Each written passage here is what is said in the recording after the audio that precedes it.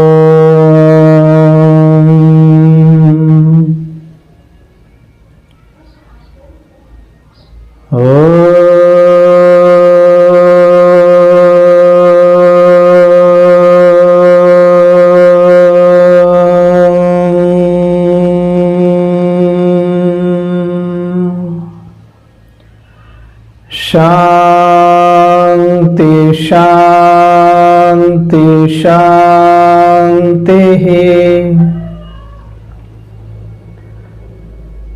ಓಂ ಶಾಂತಿ.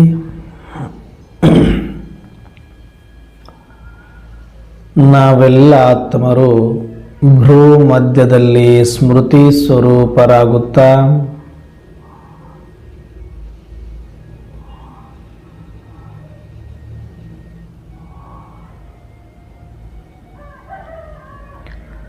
ನಾವೆಲ್ಲ ಆತ್ಮರ ತಂದೆ ಪರಂಪಿತ ಶಿವ ತಂದೆಯನ್ನ ಪರಮಧಾಮದಲ್ಲಿ ಸ್ಮೃತಿ ಮಾಡಿಕೊಂಡು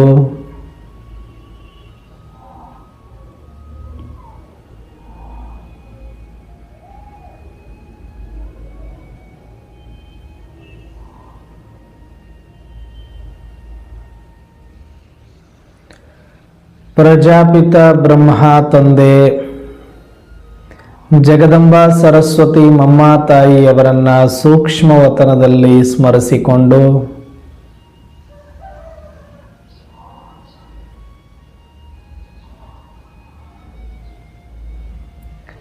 ಯಜ್ಞದ ಎಲ್ಲ ಆದಿರತ್ನರನ್ನ, ನಿಮಿತ್ತ ಎಲ್ಲ ಶಿಕ್ಷಕಿ ಅಕ್ಕಂದಿರನ್ನ, ಸಮಸ್ತ ಈಶ್ವರಿಯ ಪರಿವಾರವನ್ನ ಸೂಕ್ಷ್ಮವಾಗಿ ಆಹ್ವಾನಿಸುತ್ತಾ ಪ್ರತಿದಿನದಂತೆ ಈ ದಿನವೂ ಸಹ ಈ ಒಂದು ಮುರಳಿ ಚಿಂತನೆಯಲ್ಲಿ ಭಾಗವಹಿಸಿ ಆಲಿಸುತ್ತಿರುವ ನನ್ನೆಲ್ಲ ಸಹೋದರಾತ್ಮರಿಗೆ ಆತ್ಮೀಯವಾದ ಸ್ವಾಗತ, ಸುಸ್ವಾಗತ.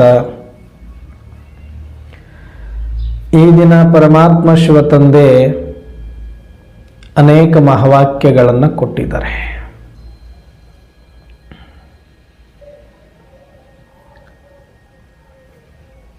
ಅದರಲ್ಲೂ ವಿಶೇಷವಾದ ವರದಾನವಿದೆ. ಆ ವರದಾನ ಇಡೀ ಮುರಳಿಯ ಸಾರವೂ ಆಗಿದೆ. ಹಾಗಾಗಿ ಆ ಒಂದು ವರದಾನದ ಕುರಿತಾಗಿ ಸಂಕ್ಷಿಪ್ತವಾದ ಚಿಂತನೆಯನ್ನು ಮಾಡೋಣ. ಈ ದಿನ ವರದಾನವಿದೆ, ಭರವಸಾಹೀನರಲ್ಲಿಯೂ ಕೂಡ ಭರವಸೆಯ ಆಶಾಕಿರಣವನ್ನ ಹುಟ್ಟು ಹಾಕುವಂತಹ ಸಂತುಷ್ಟಮಣಿ ಭವ ಅಂತ ವರದಾನ ಕೊಟ್ಟಿದ್ದಾರೆ.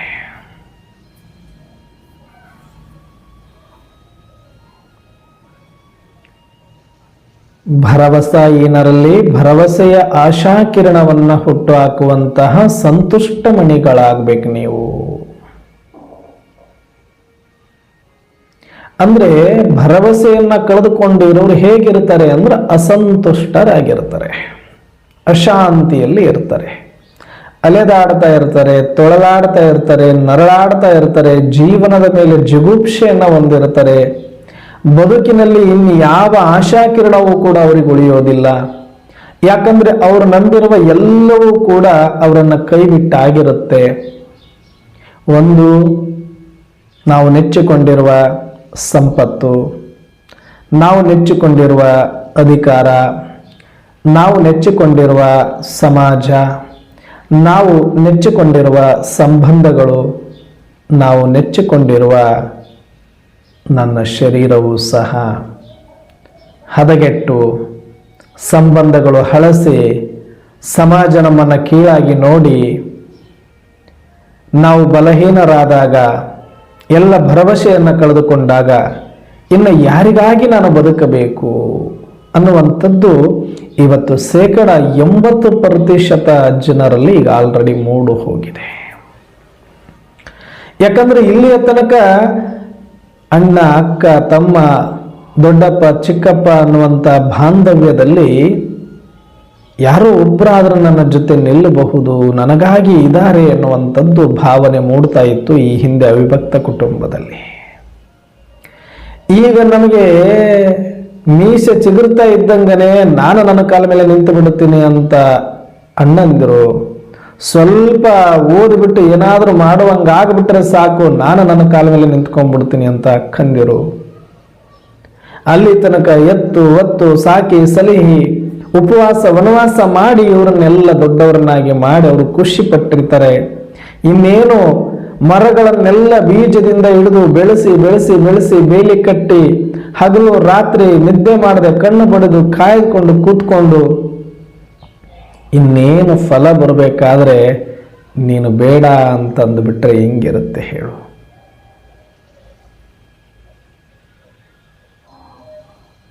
ಫಲ ಬರಬೇಕಾದ್ರೆ ಯಾರೋ ಬಂದು ಫಲವನ್ನು ಕಿತ್ಕೊಂಡು ಹೋಗ್ಬಿಟ್ರೆ ಹೇಗಿರುತ್ತೆ? ಹಾಗೆ ಇವತ್ತು ಮಕ್ಕಳ ಮೇಲೇನೆ ಎಲ್ಲ ಜೀವನವನ್ನ ತೇದು ತೇದು ತೇದು ತೇದು ಆಶಾಕಿರಣವಾಗಿ ಮಕ್ಕಳ ಭವಿಷ್ಯವನ್ನೇ ಕಾಯ್ತಾ ಇರುವಂಥ ಪಾಲಕರಿಗೆ ಇವತ್ತು ಅದೇ ಮಕ್ಕಳು ಸಂಪಾದನೆಯ ಉದ್ದೇಶದಿಂದ ದೂರ ದೂರ ಹೋಗಿದ್ದಾರೆ. ತಂದೆ ತಾಯಿಗಳಿಂದ, ಸಂಬಂಧಿಕರಿಂದ, ಸಮಾಜದಿಂದ,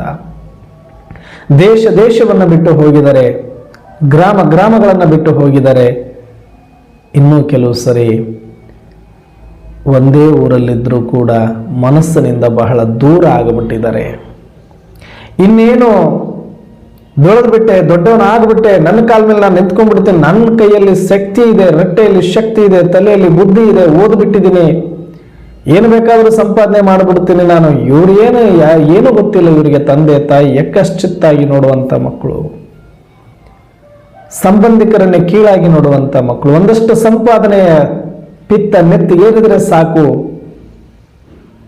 ನಾವು ಬುದ್ಧಿವಂತರು ಅಂತ ಕೋಡುಗಳು ಮೂಡಿಬಿಟ್ರೆ ಸಾಕು, ತಂದೆ ತಾಯಿಗಳ ಮಾತಿಗೆ ಕಿಂಚಿತ್ತು ಬೆಲೆ ಕೊಡದೆ ತಾವಾಡಿದ್ದೆ ಆಟ ಮಾಡಿದ್ದೆ ಶಾಸನ ಅನ್ನೋ ರೀತಿಯಲ್ಲಿ ಮನಸ್ಸು ಇಚ್ಛೆ ಬದುಕನ್ನು ಕಟ್ಟಿಕೊಳ್ಳುವಂಥ ಇವತ್ತಿನ ಮಕ್ಕಳನ್ನು ನೋಡಿದ್ರೆ, ಒಂದು ಸಂಪಾದನೆ ಮಾಡುವಂಥ ಮಕ್ಕಳು ಈ ರೀತಿಯಾಗಿ ದೂರ ಆಗ್ತಿದ್ದಾರೆ. ಕೆಲವು ಸಲ ಅನಿವಾರ್ಯವಾಗಿ, ಇನ್ನು ಕೆಲವು ಸಲ ದುರಾಸೆಯಿಂದ, ಮತ್ತು ಕೆಲವು ಸಲ ಅಡ್ಜಸ್ಟೇಬಲ್ ಆಗ್ತಾ ಇಲ್ಲ. ಇವತ್ತು ಕರ್ಕೊಂಡು ಬಂದಿರೋ ಹೆಂಡತಿಗೆ ನಮ್ಮಮ್ಮ ಸೂಟ್ ಆಗಲ್ಲ ಅಥವಾ ನಮ್ಮಮ್ಮ ಹೊಂದ್ಕೊಳ್ತಾ ಇಲ್ಲ ಅಂತ ತಿಳ್ಕೊಂಡು, ನಮ್ಮಪ್ಪ ಹೊಂದ್ಕೊಳ್ತಾ ಇಲ್ಲ ಅಂತ ತಿಳ್ಕೊಂಡು ತಂದೆ ತಾಯಿಯಿಂದ ದೂರ ಇದ್ದು ಬಿಡೋಣ, ನಾವು ಮನೆ ಮಾಡಿಬಿಡೋಣ.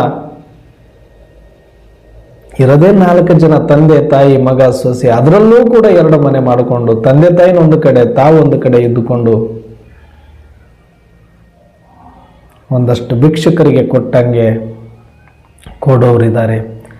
ಇನ್ನು ಕೆಲವರು ಯಾವುದಕ್ಕೂ ಕೂಡ ಅವರು ಯೋಗ್ಯರಾಗಿಲ್ಲ, ಸಂಪಾದನೆ ಕೂಡ ಮಾಡ್ತಾ ಇಲ್ಲ. ಆದರೆ ತಂದೆ ತಾಯಿ ಎಷ್ಟು ಚಿತ್ರಹಿಂಸೆ ಅಂದ್ರೆ, ನೀವು ನಮಗೇನು ಮಾಡಿಟ್ಟಿದ್ದೀರಿ, ನಮಗೇನು ಆಸ್ತಿನೇ ಮಾಡಲಿಲ್ಲ, ನೀವು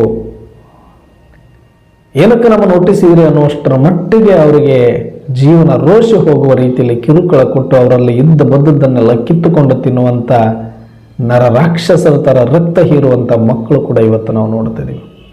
ಆಸ್ತಿಗಾಗಿ ತಂದೆ ತಾಯಿಯನ್ನು ಕೊಲೆ ಮಾಡುವಂಥ ದುಷ್ಟ ಮಕ್ಕಳನ್ನು ನೋಡ್ತಾ ಇದ್ದೀವಿ. ಇಂಥ ಸಮಾಜದಲ್ಲಿ ಯಾರಿಗೆ ತಾನೇ ಆಶಾಕಿರಣ ಹೊಳಿಲಿಕ್ಕೆ ಸಾಧ್ಯ ಇದೆ? ಬಹುತೇಕರು ಇವತ್ತು ತಾವೇನು ಅಂದುಕೊಂಡಿದ್ದರು, ತಮ್ಮ ಕಣ್ಣು ಮುಂದೆ ಬೆಳೆದಂಥ ಮಕ್ಕಳ ಒಂದು ಉಜ್ವಲ ಭವಿಷ್ಯದಲ್ಲಿ ನಾನು ಭಾಗಿಯಾಗಬೇಕು, ಅವರ ಖುಷಿಯನ್ನು ಹೆಜ್ಜೆ ಹೆಜ್ಜೆಯಲ್ಲಿ ಅನುಭವಿಸಿ ಸವಿಬೇಕು ಅನ್ಕೊಂಡಿದ್ರು. ಅದಾಗಲ್ಲ ಅಂತ ಈಗ ಆಲ್ರೆಡಿ ಎಷ್ಟೋ ಜನಕ್ಕೆ ಗೊತ್ತಾಗಿ ಹೋಗ್ಬಿಟ್ಟಿದೆ.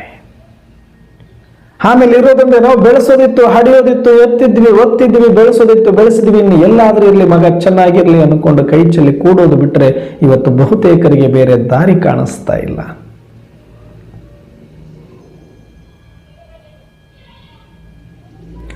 ಸ್ವತಃ ಹೊಟ್ಟೆಯಲ್ಲಿ ಹುಟ್ಟಿರುವ ಮಕ್ಕಳು ಸ್ವಸ್ಥರನೆ ನಮ್ಮನ್ನು ಹೊರಗೆ ಹಾಕಿದ ಮೇಲೆ ನಮಗೆ ಎಲ್ಲಿ ಬೆಲೆ ಇರುತ್ತೆ? ಸಮಾಜದಲ್ಲಿ ತಲೆ ಎತ್ತಿ ಬದುಕೋಕ್ಕಾಗದೆ, ಸಂಬಂಧಿಕರ ಮಧ್ಯೆ ಇರೋಕ್ಕಾಗದೆ, ಕಣ್ಣೀರಿನಿಂದ ದೇಹವನ್ನು ತೋಯಿಸಿಕೊಂಡು ಸುಮ್ಮನೆ ತಲೆ ತಗ್ಗಿಸಿಕೊಂಡು ಬದುಕ್ತಾ ಇದ್ದಾರೆ. ಒಬ್ಬೊಬ್ಬರದು ಒಂದೊಂದು ರೀತಿ.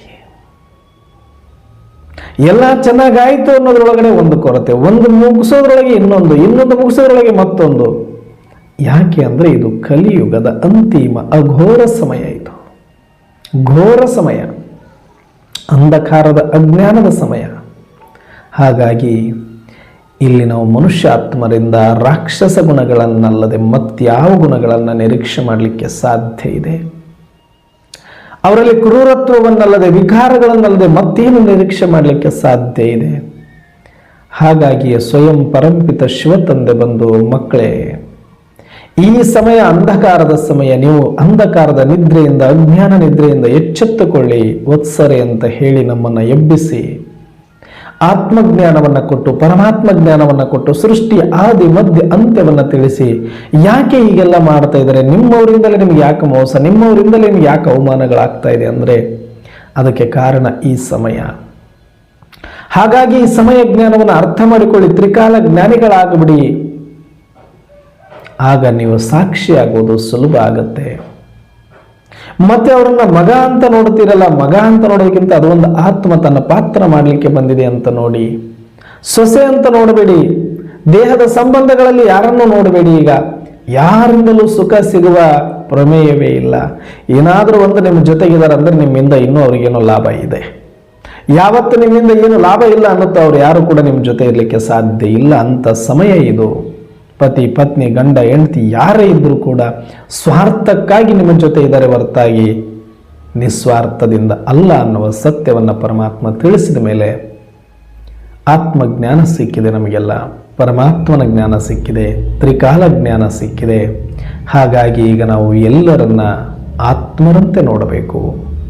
ನಾನೊಂದು ಚೈತನ್ಯ ಆತ್ಮ, ನಾನು ಹೇಗೆ ಧರೆಯಲ್ಲಿ ಪಾತ್ರ ಮಾಡಲಿಕ್ಕೆ ಅವತರಿತನಾಗಿ ಬಂದಿದ್ದೇನೆಯೋ, ಈ ಒಂದು ಶರೀರವನ್ನು ಧರಿಸಿ ಜನ್ಮ ಪಡೆದು ಪಾತ್ರವನ್ನು ಅಭಿನಯಿಸ್ತಾ ಇದ್ದೇನೆಯೋ, ಅದೇ ಥರದಲ್ಲಿ ವಿಶ್ವದಲ್ಲಿರುವ ಸರ್ವಾತ್ಮರು ಕೂಡ ನನ್ನ ಸಹೋದರರೇ.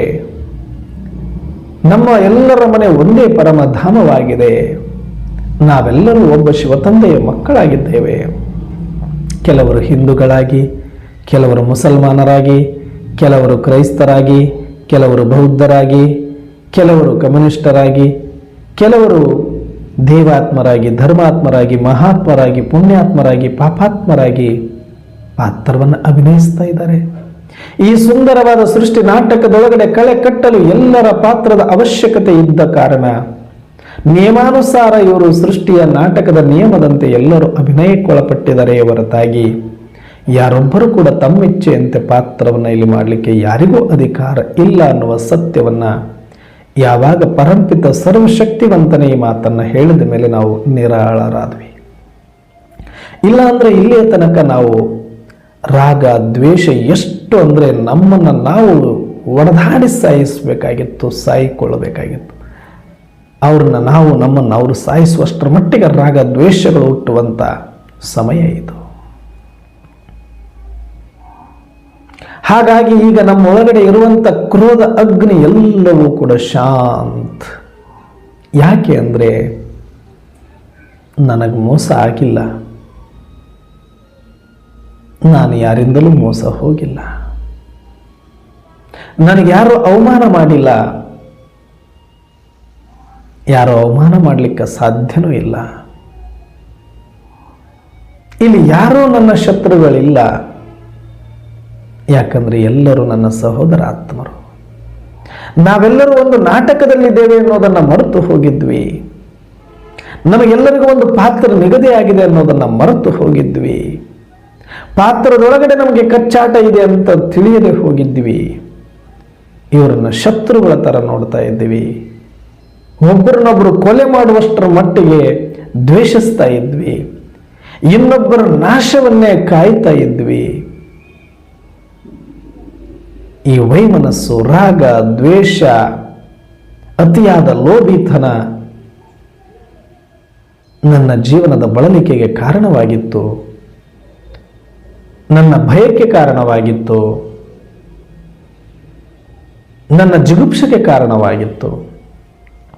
ಹಾಗೆ ಈ ಜಗತ್ತಿನಲ್ಲಿರುವವರ ಎಲ್ಲರ ಪರಿಸ್ಥಿತಿಯೂ ಹಾಗೆ ಇದೆ. ಇವತ್ತಿಗೂ ರಾಗ ದ್ವೇಷದ ದೊಳ್ಳುರಿ ಒತ್ತಿ ಹುರಿತಾ ಇದೆ. ಯಾಕೆ ಅಂದರೆ ಪಾಪ ಅವರೆಲ್ಲರೂ ಇವರು ನಿಜವಾದ ಶತ್ರುಗಳು, ನಿಜವಾದ ಮೋಸಗಾರರು, ನಮಗೆ ಅವಮಾನ ಮಾಡಿದವರು ಅಂತಾನೆ ದ್ವೇಷಿಸ್ತಾ ಇದ್ದಾರೆ. ಆದರೆ ಈಗ ನಮಗೆ ಸತ್ಯ ಆತ್ಮ ಸಾಕ್ಷಾತ್ಕಾರವಾಗಿರೋದ್ರಿಂದ, ಸಾಕ್ಷಾತ್ಕಾರ ಅಂದರೆ ದಾದಿಯರಿಗೆ ಆದಂತೆ, ಬ್ರಹ್ಮಬಾಬರವರಿಗೆ ಆದಂತೆ ಏನೋ ಧ್ಯಾನದಲ್ಲಿ ಹೋದಾಗ ಏನೋ ಕಾಣಿಸುವುದಲ್ಲ. ನಮಗೆ ಸಾಕ್ಷಾತ್ ಜ್ಞಾನದ್ದೇ ಆಗಿದೆ. ಜ್ಞಾನದಿಂದ ಸತ್ಯದ ಬೆಳಕು ಸಿಕ್ಕಿದೆ. ಜ್ಞಾನದಿಂದ ಆಗುವುದು ನಿಜವಾದ ಸಾಕ್ಷಾತ್ ಆಕಾರ. ಇಲ್ಲಿಯ ತನಕ ಈ ಸತ್ಯವನ್ನ ಹುಡುಕ್ಲಿಕ್ಕೆ ಎಷ್ಟೊಂದು ಧರ್ಮಾತ್ಮರು, ಮಹಾತ್ಮರು, ಸಂತರು, ಶರಣರು ಎಷ್ಟೊಂದು ಹಲಿದಾಡಿದ್ದಾರೆ, ಎಷ್ಟು ಹುಡುಕಾಡಿದ್ದಾರೆ. ನಾನು ಯಾರು ಅಂತ ತಿಳಿಯೋದಕ್ಕೋಸ್ಕರ, ಮತ್ತೆ ಏನೇ ಪ್ರಪಂಚ ಅಂತ ಅರ್ಥ ಮಾಡ್ಕೊಳ್ಳೋದಕ್ಕೋಸ್ಕರ, ಎಲ್ಲಿಂದ ಬಂದೀವಿ ಅಂತ ತಿಳ್ಕೊಳ್ಳೋದಕ್ಕೋಸ್ಕರ, ಆ ಪರಮಾತ್ಮ ಯಾರು, ಎಲ್ಲಿದ್ದಾರೆ, ಹೇಗಿದ್ದಾರೆ ಅಂತ ಸಂಶೋಧನೆಗೆ ಒಳಪಟ್ಟಿದ್ದಾರೆ. ಆದರೆ ನಮಗೆ ಇಷ್ಟು ಸುಲಲಿತವಾಗಿ ಆ ಸೃಷ್ಟಿಕರ್ತ ಶಿವನೇ, ಸತ್ಯ ಜ್ಞಾನ ಸಾಗರನೇ, ನಮಗೆ ಸತ್ಯಂ ಶಿವಂ ಸುಂದರಂ ಆಗಿರುವ ಪರಮಾತ್ಮನೇ ಬಂದು ಆತ್ಮಜ್ಞಾನವನ್ನು ಕೊಟ್ಟಿದ್ದಾರೆ. ಇದು ನಿಜವಾದ ಸಾಕ್ಷಾತ್ಕಾರ. ಪರಮಾತ್ಮನ ಸ್ಪಷ್ಟತೆಯನ್ನು ಕೊಟ್ಟಿದ್ದಾರೆ. ಇದು ನಿಜವಾದ ಸಾಕ್ಷಾತ್ಕಾರ. 3 ಲೋಕಗಳ ಸತ್ಯವನ್ನು ತಿಳಿಸಿದ್ದಾರೆ. ಇದು ನಿಜವಾದ ಸಾಕ್ಷಾತ್ಕಾರ. 3 ಕಾಲಗಳ ಜ್ಞಾನವನ್ನು ನೀಡಿದ್ದಾರೆ. ಇದು ನಿಜವಾದ ಸಾಕ್ಷಾತ್ಕಾರ. ಈ ಸೃಷ್ಟಿಯ ಆದಿ ಮಧ್ಯ ಅಂತ್ಯದ ರಹಸ್ಯವನ್ನು ತಿಳಿಸಿ ನಮ್ಮ ಕಣ್ಣು ತೆರೆಸಿದರೆ, ಅಂತರ್ದೃಷ್ಟಿಯನ್ನು ಜಾಗೃತಿ ಮಾಡಿದರೆ, ಹಾಗಾಗಿ ನಮಗಾಗಿರುವಂಥದ್ದು ಜ್ಞಾನ ಸಾಕ್ಷಾತ್ಕಾರ. ಯಾರಿಗೆ ಜ್ಞಾನ ಸಾಕ್ಷಾತ್ಕಾರವಾಗಿದೆಯೋ ಅವರೆಲ್ಲರೂ ಕೂಡ ಸುಜ್ಞಾನಿಗಳು, ಬೆಳಕಿನಲ್ಲಿ ಇರುವವರು.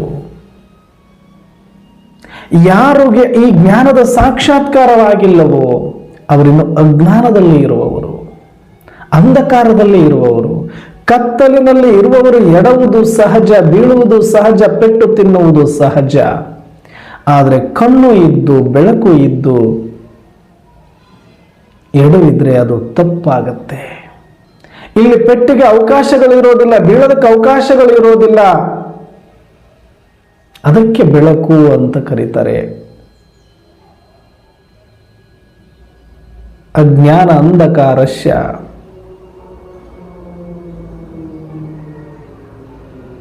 ಜ್ಞಾನಾಂಜನ ಶಲಾಕಯ.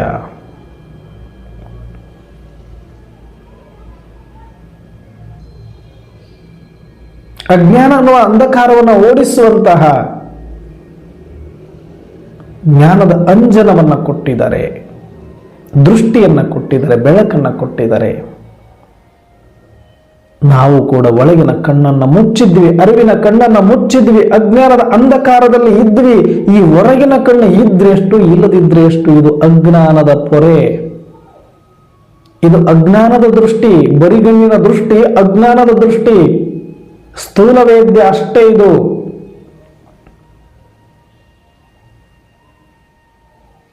ಹಾಗಾಗಿ ಕಣ್ಣಿಗೆ ಪೊರೆ ಬಂದವರಿಗೆ ಹೇಗೆ ಸತ್ಯ ಕಾಣಿಸುವುದಿಲ್ಲವೋ, ಸ್ಪಷ್ಟತೆ ಇರುವುದಿಲ್ಲವೋ, ಹಾಗೆ ಅಜ್ಞಾನದ ಪೊರೆ ಈ ಸ್ಥೂಲ ದೃಷ್ಟಿಗೆ ಬಂದ ಮೇಲೆ ಅದನ್ನು ಆಪರೇಷನ್ ಮಾಡಿ ಒಂದು ಜ್ಞಾನದ ಲೆನ್ಸ್ ಅನ್ನು ಹಾಕಿದಾಗ ಸ್ಪಷ್ಟವಾಗಿ ಯಾವುದು ಸತ್ಯ, ಯಾವುದು ಸುಳ್ಳು ಅನ್ನೋದು ಗೊತ್ತಾಗುತ್ತೋ, ಹಾಗೆ ನಮಗೆ ಸ್ವಯಂ ಪರಮಾತ್ಮ ನಿರಾಕಾರ ಶಿವ ತಂದೆ ಬಂದು ಜ್ಞಾನದ ಮುಖಾಂತರ ನಮಗೆ ಅಜ್ಞಾನದ ಪೊರೆಯನ್ನು ತೆಗೆದು ಸತ್ಯ ದೃಷ್ಟಿ ಎನ್ನುವ ಲೆನ್ಸ್ ಅನ್ನು ಕೊಟ್ಟಿದ್ದಾರೆ, ತ್ರಿಕಾಲ ಜ್ಞಾನದ ಲೆನ್ಸ್ ಅನ್ನು ಕೊಟ್ಟಿದ್ದಾರೆ. ಹಾಗಾಗಿ ಈಗ ನಾವು ಸ್ಪಷ್ಟವಾಗಿ ನನ್ನನ್ನು ನಾನು ನೋಡ್ಕೊಳ್ತಾ ಇದ್ದೇನೆ, ಅನ್ಯ ಎಲ್ಲ ಆತ್ಮರನ್ನು ನೋಡ್ತಾ ಇದ್ದೇವೆ. ಹಾಗಾಗಿ ನಮಗೀಗ ಯಾವುದೇ ಭಯವಿಲ್ಲ. ಕತ್ತಲಲ್ಲಿ ಇದ್ದಾಗ ಭಯ, ಬೆಳಕಿನಲ್ಲಿ ಇದ್ದಾಗ ಯಾಕೆ ಭಯ? ನಮಗೆ ಎಲ್ಲವೂ ಸ್ಪಷ್ಟವಾಗಿ ಗೋಚರವಾಗ್ತಾ ಇದೆ. ಇಲ್ಲಿರುವವರೆಲ್ಲರೂ ಕೂಡ ನನ್ನ ಸಹೋದರ ಆತ್ಮರೇ, ಎಲ್ಲರೂ ಪಾತ್ರಧಾರಿಗಳು. ನಾವೆಲ್ಲರೂ ಪಾತ್ರದಲ್ಲಿದ್ದೇವೆ. ಪಾತ್ರದೊಳಗಡೆ ಅವರಿಗೆ ಕೊಟ್ಟಿರುವ ಸ್ಕ್ರಿಪ್ಟ್ ಅನ್ನು ಅವರು ಅಭಿನಯಿಸ್ತಾ ಇದ್ದಾರೆ. ಹಾಗಾಗಿ ಇಲ್ಲಿ ರಾಗ ದ್ವೇಷದ ಮಾತಿಲ್ಲ, ಇಲ್ಲಿ ಸೇಡು ಸಿಟ್ಟು ರೊಚ್ಚಿನ ಮಾತಿಲ್ಲ, ಯಾರ ಬಗ್ಗೆ ಹೊಟ್ಟೆ ಕಿಚ್ಚು ಅಸೂಯೆ ಪಡುವ ಅವಶ್ಯಕತೆ ಇಲ್ಲ. ಇದು ಕೇವಲ ಪಾತ್ರವಾಗಿದೆ, ಇದು ಕೇವಲ ನಾಟಕವಾಗಿದೆ ಎನ್ನುವ ಸತ್ಯ ದೃಷ್ಟಿ ನಮಗೆ ಬಂದಾಗಿದೆ. ಹಾಗಾಗಿ ಈಗ ನಾವು ಸಂತುಷ್ಟರಾಗಲಿಕ್ಕೆ ಸಾಧ್ಯವಾಗಿದೆ. ಬಹುಶಃ ಲೋಕದ ಜನಗಳು ತಿಳಿದರು, ನಮ್ಮನ್ನು ನೋಡಿದರೆ ಅವರಂತಾರೆ, ಇವ್ರಿಗೇನು ಬುದ್ಧಿ ಕೆಟ್ಟಿದೆಯಾ? ಇವತ್ತಿನ ಕಾಲದಾಗ ಯಾರಾದರೂ ಸಮಾಜ ಸೇವೆ ಮಾಡ್ತಾರ? ಇವತ್ತಿನ ಕಾಲದಾಗ ಯಾರಾದರೂ ಬೇರೆಯವ್ರಿಗೆ ಉಪಕಾರ ಮಾಡ್ತಾರ? ಇವತ್ತಿನ ಕಾಲದಾಗ ಯಾರಾದರೂ ಇನ್ನೊಬ್ಬರಿಗೋಸ್ಕರ ಜೀವನವನ್ನು ಮುಡುಪಾಗಿಡುತ್ತಾರ? ಇವ್ರಿಗೆಲ್ಲ ಹುಚ್ಚಿಡಿದಿದೆ. ಕೆಲವರೆಲ್ಲ ನಾನು ನೋಡಿದ್ದೀನಿ, ಕೆಲವು ಬಿಸ್ನೆಸ್ ಬ್ಯಾಕ್ಗ್ರೌಂಡಲ್ಲಿ ಇದ್ದವ್ರನ್ನ ನೋಡಿದೀವಿ, ಕೆಲವರು ದೊಡ್ಡ ದೊಡ್ಡ ಉದ್ಯೋಗದಲ್ಲಿ ಇರೋರನ್ನ ನೋಡಿದೀವಿ, ದೊಡ್ಡ ದೊಡ್ಡ ಪೋಸ್ಟ್ ಪೊಸಿಷನಲ್ಲಿ ಇರೋರು ನೋಡಿದೀವಿ, ದೊಡ್ಡ ದೊಡ್ಡ ಅಧಿಕಾರ ಅಂತಸ್ತಲ್ಲಿ ಇದ್ದವ್ರನ್ನ ನೋಡಿದೀವಿ. ಅವರುಗಳ ಏನು ತಿಳ್ಕೊಳ್ತಾರೆ ಅಂದರೆ, ಈ ಸಮಾಜ ಸೇವೆ ಮಾಡೋರು ಅಂದರೆ ಇವರೊಂದು ಉಪಜೀವನಕ್ಕೇನೋ ಮಾಡಿಕೊಂಡಿದ್ದಾರೆ. ಯಾಕಂದ್ರೆ ಇವತ್ತು ಬೇಕಾದಷ್ಟು ಸಮಾಜ ಸೇವೆ ಹೆಸರಿನಲ್ಲಿ ಉಪಜೀವನ ಮಾಡುವಂಥವ್ರಿಗೇನು ಕೊರತೆ ಇಲ್ಲ, ಇದ್ದಾರೆ. ಸಮಾಜ ಸೇವೆ ಮಾಡಲಿಕ್ಕೆ ನಿಮಿತ್ತರಾದವರು ಯಾವ ಸಮಾಜವನ್ನು ಸುಧಾರಣೆ ಮಾಡಬೇಕು ಅಂತಾರೆ, ಯಾರ ಬಡ ಬಗ್ಗರ ದೀನ ದಲಿತರ ಪರವಾಗಿ ನಿಲ್ಲಬೇಕು ಅಂತಾರೆ. ಆದರೆ ಅವ್ರ ಸಂಘಟನೆಗಾಗಿ ಎಲ್ಲಿ ಹೋಗ್ತಾರೆ ಅಂದರೆ, ಯಾರ ಹತ್ರ ದುಡ್ಡಿದೆಯೋ, ಯಾರ ಹತ್ರ ದರ್ಪ ಇದೆಯೋ, ಯಾರ ಮೇಲ್ ಕೂತ್ಕೊಂಡು ಕಾಲ್ ಮೇಲೆ ಕಾಲು ಹಾಕೊಂಡು ಕಾಲು ಅಲ್ಲಾಡಿಸ್ತಾ ಇದ್ದಾರೆಯೋ ಅವ್ರ ಹತ್ರನೇ ಹೋಗಿ ಫಂಡ್ ಕೇಳ್ತಾರೆ. ನಾವು ಸಮಾಜ ಸುಧಾರಣೆ ಮಾಡ್ತಾ ಇದೀವಿ, ಸಂಘಟನೆ ಮಾಡ್ತಾ ಇದೀವಿ, ನಮಗೊಂದಷ್ಟು ಕೊಡಿ. ಇಲ್ಲಿ ಬಂದು ಹೇಳೋದು, ನಿಮ್ಮ ಪರವಾಗಿ ನಾವಿದೀವಿ, ಅವ್ರನ್ನ ಹಂಗ್ ಮಾಡೋಣ ಹಿಂಗ್ ಮಾಡೋಣ ಅಂತ. ಅವ್ರ ಹತ್ರ ಹೋಗಿ ಅಲ್ಲಿ ಕಾಂಪ್ರಮೈಸ್ ಆಗ್ತಾರೆ, ಅವ್ರ ಹತ್ರ ಹೋಗಿ ನಮಗೊಂದಷ್ಟು ದುಡ್ಡು ಕೊಡಿ ಅಂತ ಬ್ಲಾಕ್ ಮೇಲ್ ಮಾಡ್ತಾರೆ, ನಾವು ಸಮಾಜ ಸುಧಾರಕರು ಅಂತ. 80% ಬಹುಶಃ ನಾನು ಕೂಡ ಒಂದು ಸಮಯದಲ್ಲಿ ಸಮಾಜ ಸೇವೆಯನ್ನ ಮಾಡುವಂತಹ ಒಂದು ಸಂಘಟನೆಯಲ್ಲಿ ಇದ್ದವನೇ ಆಗಿರೋದ್ರಿಂದ ಧೈರ್ಯವಾಗಿ ಹೇಳಬಲ್ಲೆ. ಆದರೆ ಇವತ್ತು ಹೆಂಗಾಗೋಗಿದ್ದಾವೆ ಅಂದ್ರೆ 80% ಇದೇ ತರ ಇದೆ, ಆದ್ರೆ 20% ಚೆನ್ನಾಗಿರೋದಿದೆ. ಇವತ್ತಿಗೂ ಇದ್ದಾರೆ, ಯಾರ ಹತ್ರ ಕೈ ಚಾಚೋದಿಲ್ಲ. ಇದ್ದವ್ರ ಹತ್ರ, ಅಧಿಕಾರಿಗಳ ಹತ್ರ, ದರ್ಪ ತೋರಿಸೋರ ಹತ್ರ, ದಿಮಾಕಿರೋರ ಹತ್ರ, ಅಹಂಕಾರದಲ್ಲಿ ಇರೋರ ಹತ್ರ, 2 ನಂಬರ್ ಮಾಡೋರ ಹತ್ರ ಯಾವತ್ತೂ ಕೂಡ ಕೈ ಚಾಚಿ ಹೋಗೋದಿಲ್ಲ. ಬದಲಾಗಿ ಯಾರ ಪರವಾಗಿ ನಿಲ್ತಾರೆ ಅವರಿಗೆ ಅರ್ಥ ಮಾಡಿಸಿ ಅಂಥವರಿಂದಲೇ 1 ರೂಪಾಯಿ ಸಂಘಟನೆ ಮಾಡಿ ಸಂಗ್ರಹಿಸಿ ಸಂಘಟನೆ ಮಾಡುವಂಥ ಸತ್ಯ ಸಂಘಟನೆಗಳು ಕೂಡ ಇವತ್ತಿಗೂ ಇದ್ದಾವೆ. ಆದರೆ ಇವತ್ತು ಬಹುತೇಕ ಆ ರೀತಿಯಾಗಿ ಪರಿವರ್ತನೆಗೊಂಡಿರೋದ್ರಿಂದ ಸಮಾಜ ಸೇವಕರು ಅಂದರೆ ತುಚ್ಛವಾಗಿ ಕಾಣುವಂತಹ ಪರಿಸ್ಥಿತಿ ನಿರ್ಮಾಣವಾಗಿದೆ ಈಗ. ಯಾಕಂದ್ರೆ ಇವತ್ತು ದುಡ್ಡಿದ್ರೇನೆ ದುನಿಯಾ, ದುಡ್ಡಿಗಾಗಿನೇ ಎಲ್ಲಾ ವೇಷಗಳನ್ನ ಹಾಕಿಬಿಟ್ಟಿದ್ದಾರೆ ಜನ. ಇವತ್ತು ಒಬ್ಬರ ವೇಷವನ್ನು ಕೂಡ ಬಿಟ್ಟಿಲ್ಲ, ಭಗವಂತನ ವೇಷವನ್ನೇ ಹಾಕೊಂಡು ದುಡ್ಡು ವಸೂಲಿ ಮಾಡಿಕೊಂಡು ಜೀವನ ಮಾಡುವಂಥವ್ರಿಗೆ ಏನು ಕಡಿಮೆ ಇಲ್ಲ ಅಂದ ಮೇಲೆ ಇನ್ನು ಯಾರ ವೇಷ ಬಿಟ್ಟಿದೀವಿ ಹೇಳು? ಹಾಗಾಗಿ ಇವತ್ತು ಯಾರ ಹತ್ರ ದುಡ್ಡಿದೆ, ದೌಲತ್ತಿದೆ, ಅಧಿಕಾರ ಇದೆ, ಅವರೆಲ್ಲ ಹೆಂಗ ನೋಡುತ್ತಾರೆ ಅಂತಂದ್ರೆ, ಇವ್ರಿಗೇನೋ ತಲೆ ಕೆಟ್ಟಿದೆ, ಇವರೇನು ಸಮಾಜ ಸೇವೆ ಮಾಡ್ಲಿಕ್ಕೆ ಬಂದವರಲ್ಲ, ಏನೋ ಉಪಜೀವನ ಮಾಡ್ಲಿಕ್ಕೆ ಬಂದವರು ಅನ್ನುತ್ತಾ ಅನ್ಕೊಂಡ್ಬಿಟ್ಟಿದ್ರು. ಆದರೆ ಅವರಿಗೆ ಗೊತ್ತಿಲ್ಲ, ನಾವು ಎಷ್ಟು ಅಜ್ಞಾನದಲ್ಲಿ ಇದ್ದೀವಿ ಅಂತ ಗೊತ್ತಿಲ್ಲ, ಎಷ್ಟು ಆಳದಲ್ಲಿ ಬಿದ್ದಿದ್ದೀವಿ ಅಂತ ಅವರಿಗೆ ಗೊತ್ತಿಲ್ಲ. ನಮ್ಮನ್ನು ಎತ್ತಲಿಕ್ಕೆ ಯಾರಾದರೂ ಬೇಕಾಗುತ್ತೆ ಅನ್ನುವ ಕನಿಷ್ಠ ಅರಿವು ಇಲ್ಲ. ಯಾಕಂದ್ರೆ ಅವರಿಗೆ ಬಿದ್ದಿರೋದೇ ಗೊತ್ತಿಲ್ಲ, ಮೂರ್ಛಿತರಾಗಿ ಹೋಗಿದ್ದಾರೆ, ಅಂಧಕಾರದಲ್ಲಿ ಇದ್ದಾರೆ, ಅವರಿಗೆ ಏನೂ ಕಾಣಿಸ್ತಾ ಇಲ್ಲ. ಅವ್ರು ಆಡಿದ್ದೆ ಆಟ, ಮಾಡಿದ್ದೆ ಶಾಸ್ತ್ರ ಅನ್ಕೊಂಡು ತುಂಬಾ ಚೆನ್ನಾಗಿದ್ದೀವಿ ಅಂತ ಅನ್ಕೊಂಡ್ಬಿಟ್ಟಿದ್ದಾರೆ. ಆದರೆ ನಮ್ಮ ಕಣ್ಣನ್ನು ತೆರೆಸಿ ಪರಮಾತ್ಮ ಮಗು, ನೀನು ಈ ತರ ಸಾಮಾನ್ಯ ಜೀವನ ಸುಮ್ಮನೆ ಬಡದಾಡಿ ಒಂದು ದಿನ ಹೋಗಕ್ಕೆ ಬಂದವರಲ್ಲ ನೀವು. ನಿಮ್ಮ ಪಾತ್ರ ಬೇರೆ ಇದೆ, ಬಲೆ ನೀವು ಪಾತ್ರಧಾರಿಗಳು, ಅವರು ಪಾತ್ರಧಾರಿಗಳು. ಆದರೆ ಬಿದ್ದವರನ್ನ ಮೇಲೆತ್ತುವ ಪಾತ್ರ ನಿಮಗಿದೆ. ಭರವಸೆ ಕಳೆದುಕೊಂಡವರಿಗೆ ಭರವಸೆ ಆಶಾ ಕಿರಣವನ್ನು ಹುಟ್ಟು ಹಾಕುವಂತ ಒಂದು ಪಾತ್ರ ನಿಮಗಿದೆ.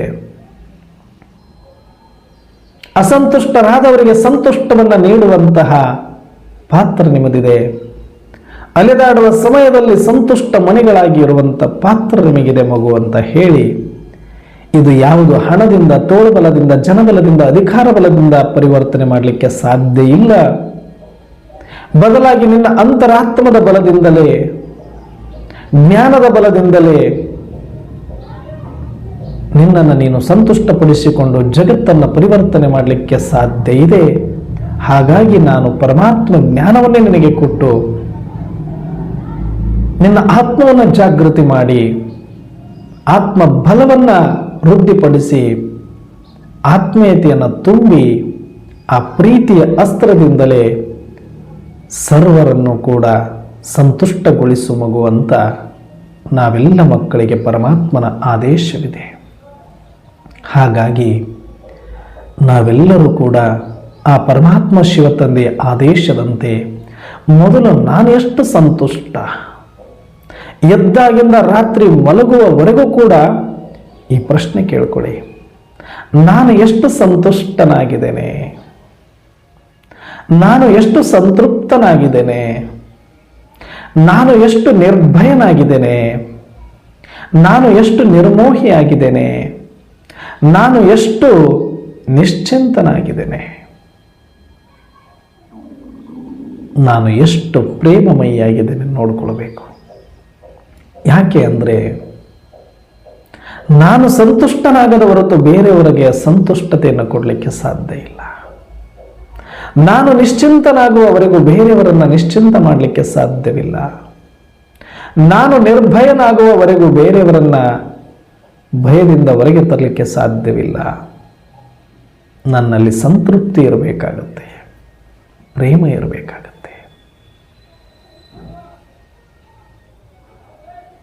ಈಗ ನಾವು ಆಗ್ಲೇಬೇಕು ಖಂಡಿತ, ಮತ್ತಿನ್ಯಾವಾಗೋ ಆಗ್ತೀವಿ ಅಂದ್ರೆ ಸಾಧ್ಯ ಇಲ್ಲ. ಯಾಕಂದ್ರೆ ಇದು ಜ್ಞಾನದಿಂದನೇ ಆಗುವಂಥದ್ದು, ಅರಿವಿನಿಂದ ಆಗುವಂಥದ್ದಷ್ಟೇ. ಇದಕ್ಕೇನೋ ಒಂದಷ್ಟು ದುಡ್ಡು ಸಂಪಾದನೆ ಆಗಬೇಕು, ಅದಾದ್ಮೇಲೆ ಆಗತ್ತೆ ಅಲ್ಲ.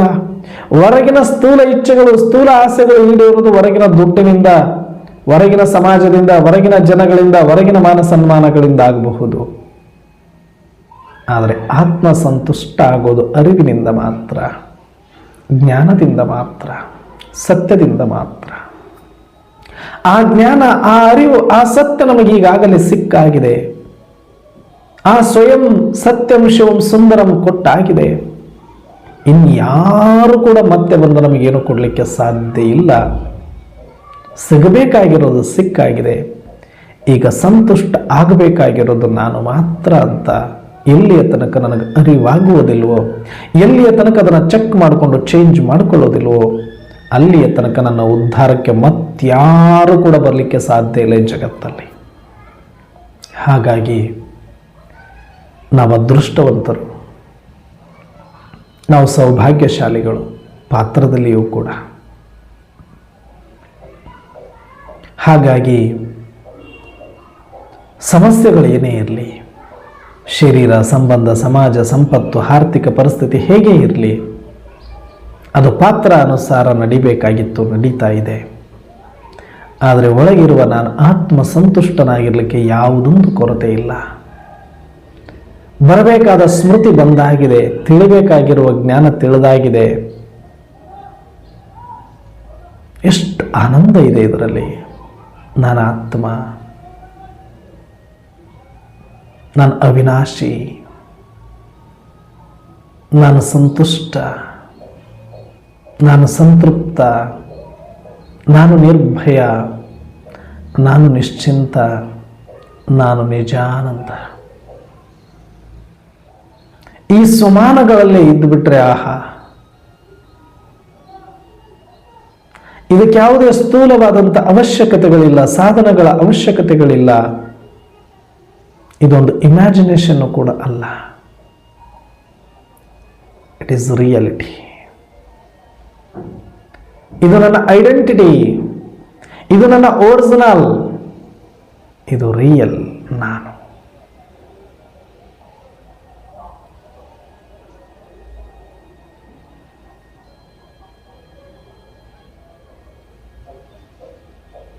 ನಾನು ಯಾರು, ನಾನು ಯಾರು, ನಾನು ಯಾರು ಅನ್ನುವ ಪ್ರಶ್ನೆಗೆ ಇಷ್ಟು ಒಳ್ಳೆ ಉತ್ತರ ಸಿಕ್ಕಿದೆ.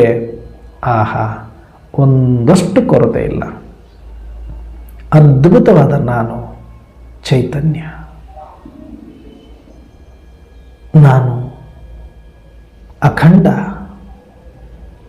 ನಾನು ಅವಿನಾಶಿ, ನಾನು ಶಿವಸಂತಾನ, ಪರಮಧಾಮ ನಿವಾಸಿ, ಅವತರಿತ ಆತ್ಮ, ಪ್ರೇಮ ಸ್ವರೂಪ, ಶಾಂತ ಸ್ವರೂಪ, ಸಂತುಷ್ಟ ಸ್ವರೂಪ ಆತ್ಮ, ಸಚ್ಚಿದಾನಂದ ಸ್ವರೂಪ ಆತ್ಮ.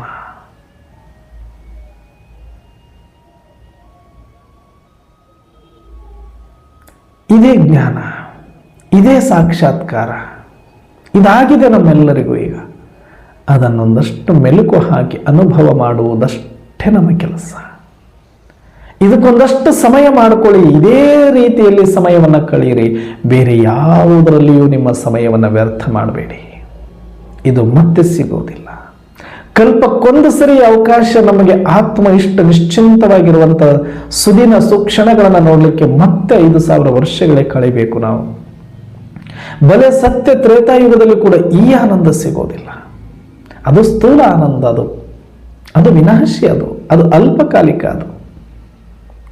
ಆದರೆ ಈಗಿರುವ ಅವಿನಾಶಿ ಸತ್ಯ ಆನಂದ ಏನಿದೆ, ಇದು ಶ್ರೇಷ್ಠ. ಇದು ರಿಯಲ್ ನಾನು. ಅದು ಪಾತ್ರದ ಆನಂದ, ಅದು ಇಂದ್ರಿಯ ಸುಖ. ಆದರೆ ಇದು ಇದೆಯಲ್ಲ, ಇದು ಅತೀಂದ್ರಿಯ ಸುಖ. ಅತೀಂದ್ರಿಯ ಸುಖಕ್ಕೆ ಯಾವುದರ ಅವಶ್ಯಕತೆ ಇಲ್ಲ. ನಾನೇನು ಅಂತ ತಿಳಿದುಕೊಂಡು ನನ್ನ ಸ್ವರೂಪದಲ್ಲಿ ನಾನು ಬಂದು ನನ್ನ ಸ್ಮೃತಿಯೊಳಗಡೆ ಇದ್ದು ಬಿಟ್ಟರೆ ಸಾಕು, ಪರಮಾನಂದ. ಬಿನಾ ಒಂದು ಪೈಸೆ ಅವಶ್ಯಕತೆ ಇಲ್ಲದೆ ಪರಮಾನಂದದಲ್ಲಿ ತೇಲಾಡುವಂಥ ಸಾಕ್ಷಾತ್ ಸ್ವರೂಪವೇ ಅನುಭವ ಮಾಡುವಂಥ ಅವಕಾಶ ಈ ಸಂಗಮಯುಗದಲ್ಲಿ ನಾವು ಮಕ್ಕಳಿಗೆ ಸಿಕ್ಕಿದೆ. ಹಾಗಾಗಿ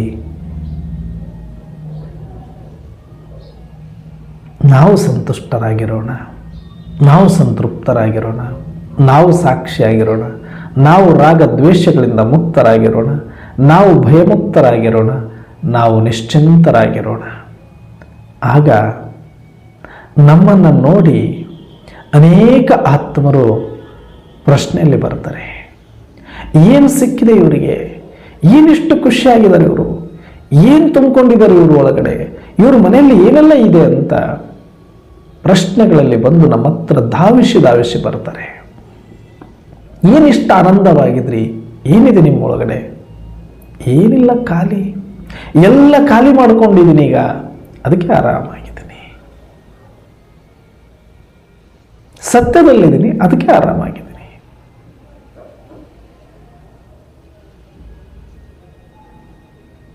ಎಲ್ಲ ಆತ್ಮರು ಬಳಲ್ತಾ ಇದ್ದಾರೆ, ಅಲೆದಾಡ್ತಾ ಇದ್ದಾರೆ, ಅಸಂತುಷ್ಟದಲ್ಲಿದ್ದಾರೆ, ಬಲೆ ಅಧಿಕಾರದಲ್ಲಿದ್ದಾರೆ. ಕೆಲವರು ಸಂಪತ್ತಿನಿಂದ ಕೂಡಿದ್ದಾರೆ, ಕೆಲವರು ದಷ್ಟಪುಷ್ಟವಾಗಿದ್ದಾರೆ, ಕೆಲವರು ಆರೋಗ್ಯವಾಗಿದ್ದಾರೆ, ಕೆಲವರು ದೊಡ್ಡ ಸಂಬಂಧಿಕರನ್ನು ಹೊಂದಿದ್ದಾರೆ, ಜನಗಳನ್ನು ಹೊಂದಿದ್ದಾರೆ. ಎಲ್ಲವೂ ಇದ್ದು ಕೂಡ ಅಸಂತುಷ್ಟತೆಯಿಂದ ಅಲೆದಾಡ್ತಾ ಇದ್ದಾರೆ, ನಿರಾಶೆಯಲ್ಲಿ ಬಂದುಬಿಟ್ಟಿದ್ದಾರೆ. ಇನ್ನು ಏನೂ ಇಲ್ಲ ನನಗೆ ಜೀವನ ಮುಂದೆ, ನಾನು ಬದುಕಲಿಕ್ಕೆ ಕಾರಣಗಳೇ ಇಲ್ಲ. ಯಾರಿಗೋಸ್ಕರ? ಬೇಕಾದಷ್ಟು ಕೋಟಿ ಕೋಟಿ ಸಂಪಾದನೆ ಮಾಡಿರ್ಬೋದು, ಬಟ್ ಯಾರಿಗೋಸ್ಕರ ಅನ್ನೋ ಪ್ರಶ್ನೆ ಬಂದ್ಬಿಡುತ್ತೆ. ಏನು ಮಾಡಿದೆ ನಾನು ಅಂತ ಬಂದ್ಬಿಡುತ್ತೆ, ಯಾಕೆ ಮಾಡಿದೆ ಅಂತ ಬಂದ್ಬಿಡುತ್ತೆ. ಇಲ್ಲಿಯ ತನಕ ಬದುಕಿದ್ದೆ ವ್ಯರ್ಥ ಅಂತ ಅನ್ನಿಸ್ಬಿಡುತ್ತೆ. ಏನು ಇಲ್ಲದೆ ಇರೋರಾದರೂ ಬದುಕಬಹುದು, ಆದರೆ ಎಲ್ಲ ಮಾಡಿರೋರಿಗೆ ಪೆಟ್ಟು ಬಿತ್ತು ಅಂದರೆ ಅವರು ಬದುಕಲಿಕ್ಕೆ ಸಾಧ್ಯ ಆಗೋದಿಲ್ಲ. ಹಾಗಾಗಿ ಎಲ್ಲ ಭರವಸೆಯನ್ನು ಕಳ್ಕೊಂಡು ಜಿಗುಪ್ಸೆಯಲ್ಲಿ ಬಂದು ಜೀವಂತ ಶವಗಳ ಹಾಗೆ ಬದುಕ್ತಾ ಇದ್ದಾರೆ. ನೋಡಲಿಕ್ಕೆ ಮೇಲೆ ಕೋಟು ಶೂಟು ಬೂಟು ಬಟ್ಟೆ ಮೈ ಮುಚ್ಕೊಂಡಿದ್ದೀವಿ, ಒಳಗಡೆಯಿಂದ ದಾರಿದ್ರ್ಯತನದಿಂದ ಬಳಲ್ತಾ ಇದ್ದಾರೆ, ಬಿಕಾರಿತನದಿಂದ ಬಳಲ್ತಾ ಇದ್ದಾರೆ. ಒಂದು ಪ್ರೀತಿಗಾಗಿ, ಒಂದು ಆತ್ಮೀಯತೆಗಾಗಿ, ಒಂದು ವಿಶ್ವಾಸಕ್ಕಾಗಿ, ಒಂದು ನಂಬಿಕೆಗಾಗಿ, ಒಂದು ಖುಷಿಗಾಗಿ ಪ್ರತಿಯೊಂದು ಆತ್ಮ ತೊಳಲಾಡ್ತಾ ಇದ್ದಾರೆ. ಇಂಥ ಆತ್ಮರಿಗೆ ನೀವೊಂದು ಆಶಾಕಿರಣವಾಗಿ ಪ್ರತಿಯೊಬ್ಬರ ಭರವಸೆ ಈನರನ್ನು ಕೂಡ ಭರವಸೆ ತುಂಬಿ ಅವರಲ್ಲಿ ಒಂದು ಆಶಾ ಕಿರಣವನ್ನು ಹುಟ್ಟು ಹಾಕಿ, ಇಲ್ಲ ನೀನು ಬದುಕಬೇಕು, ನೀನು ಬೆಳಿಬೇಕು, ಇಲ್ಲಿ ತನಕ ಇದ್ದದ್ದು ಅಜ್ಞಾನ, ಈ ನಿದ್ರೆಯಿಂದ ಎದ್ದು ಬಾ, ನಿನ್ನ ಐಡೆಂಟಿಟಿ ಬೇರೆ ಇದೆ, ನೀನು ಅಮೃತಶ್ಯ ಪುತ್ರ, ನೀನು ಅವಿನಾಶಿಯೇ, ನೀನು ಪರಮಾತ್ಮನ ಸಂತಾನ, ಪಾತ್ರಕ್ಕಾಗಿ ಮಾಡಿದೆಯಾ ಅಷ್ಟೇ. ಇದರಲ್ಲಿ ಯಾವುದೂ ನಿನ್ನ ದೋಷ ಇಲ್ಲ, ಮತ್ತಾರ ದೋಷವೂ ಇದರಲ್ಲಿ ಇರಲಿಕ್ಕೆ ಸಾಧ್ಯವೂ ಇಲ್ಲ. ಇದೊಂದು ಕೇವಲ ನಾಟಕ ಅಂತ ಅರ್ಥ ಮಾಡಿಸಿದಾಗ ಮತ್ತೆ ಸಂತುಷ್ಟತೆಯಲ್ಲಿ ಬರುವಂಥ ಅವಕಾಶಗಳು ತುಂಬ ಇದೆ. ಹಾಗಾಗಿ ಇದು ನಿಜವಾದ ಸಮಾಜ ಸೇವೆ, ಇದು ನಿಜವಾದ ಆತ್ಮೀಯ ಸೇವೆ, ಇದು ನಿಜವಾದ ದೇಶ ಸೇವೆ, ಇದು ನಿಜವಾದ ವಿಶ್ವ ಸೇವೆ ಆಗಲಿಕ್ಕೆ ಸಾಧ್ಯ ಇದೆ. ನಮ್ಮನ್ನು ನಾವು ಸಂತೃಪ್ತರಾಗಿಟ್ಟುಕೊಂಡು ಸಂತುಷ್ಟ ಮಣಿಗಳಾಗಿ ಅನೇಕ ಆತ್ಮರಿಗೆ ಸಂತುಷ್ಟತೆಯನ್ನು ನೀಡುವಂತಹ ಭರವಸೆ ಆಶಾಕಿರಣಗಳನ್ನು ಹುಟ್ಟು ಹಾಕುವಂತಹ ಕಾರ್ಯದಲ್ಲಿ ನಾವೆಲ್ಲರೂ ತೊಡಗೋಣ, ಆ ಶಿವಕೃಪೆಗೆ ಪಾತ್ರರಾಗೋಣ ಅಂತ ಹೇಳ್ತಾ ಇವತ್ತಿನ ಚಿಂತನೆಯನ್ನು ಮುಕ್ತಾಯ ಮಾಡೋಣ. ಎಲ್ಲರಿಗೂ ಓಂ ಶಾಂತಿ.